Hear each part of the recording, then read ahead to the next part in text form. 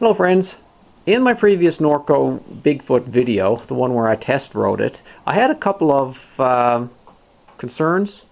about the bike that I wasn't quite fussy on. It was the brakes and the tires. Well, after I rode the bike, I test drove another Fatbike brought in by another dealer in our area, and that bike didn't quite feel right. So I went back and I re-rode the Bigfoot.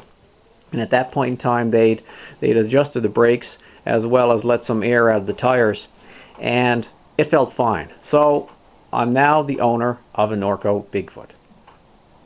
What I'm planning on doing now is doing some upgrades to a little bit of cosmetic things and a few more performance things. My first plan here today is to install a set of Surly Nate's 120 TPI and Q-tubes. I'm going to weigh the bike before and after just to see if I save any weight, and yeah, let's install the tires. So I have the bike now hanging from a weigh scale, and it's showing 16.48 kilograms. And that's with it was a stock bike, SLX rear derailleur. What are these? These are DMR bikes, V8 pedals, and a set of I guess clamp-on grips. These are just off of another bike. The foam ones I took off because I didn't like them. So that's a 16.48 kilograms. Now this is Surly Nate number 1, and it's 1.31 kilograms.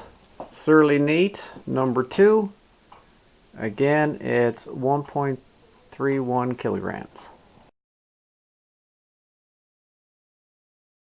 There's Q-tube number 1, 0.22 kilograms, and Q-tube number 2 is 0.21 kilograms.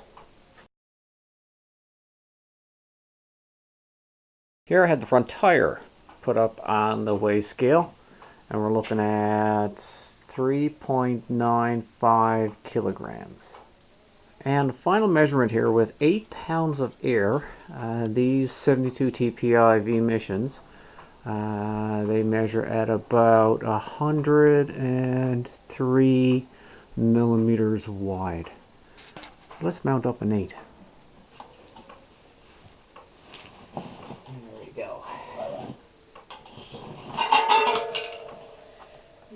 Off one side anyway, and it's off the other side.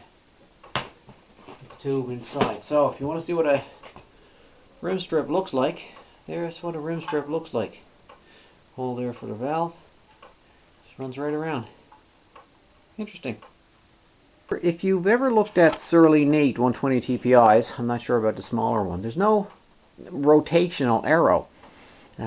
So what I'm doing is that, as you know, there's a V tread. So for the front tire, I'm putting the V, which is the tip of the V is right here. That's going to be forward. So that's what I'm going to do here for the front tire. So I've got got it all mounted up. It actually is quite easier than like a mountain bike tire. But it's taken a heck of a lot of air. From reading the forums, I think that you need to keep blowing it up till you hear a pop. I don't know how long that's going to take, but let's keep going. So I've got my Nate with Q-tubes mounted up, and if I go and take a look at the weight, 3.53 kilograms, and I believe it was 3.95. So that's a little less than half a kilogram. For the rear tire, we're looking at 4.46 kilograms. So we have the back tire mounted up, and we're looking at 4.09 kilograms. And that's less. I think the other one was 4 point something. I can't remember at this moment. And with the gauge on it, it's actually with 8 pounds of air. It's actually 100 millimeters, so it's actually 3 millimeters narrower than the V missions. with my 120 TPI Nates and Q-tubes mounted, the bike now weighs in at 15.64 kilograms. Over the next little while, I'm going to be adding some more bits and pieces to the bike, which may increase or decrease the weight a little bit. No big deal. So anyway, I hope you enjoyed watching this video, and thanks for watching.